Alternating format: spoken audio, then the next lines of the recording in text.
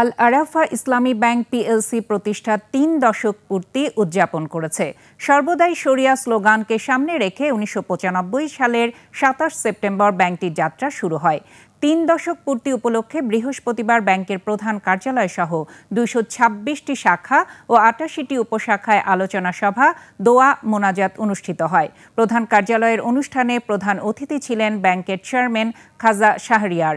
এ সময় নির্বাহী কমিটির চেয়ারম্যান মোহাম্মদ আব্দুল ওয়াদুদ, ঝুঁকি ব্যবস্থাপনা কমিটির চেয়ারম্যান মোহাম্মদ শাহিনুল ইসলাম, বোর্ড অডিট কমিটির চেয়ারম্যান মোহাম্মদ আশরাফুল হাসান সহ ঊর্ধ্বতন কর্মকর্তারা উপস্থিত ছিলেন।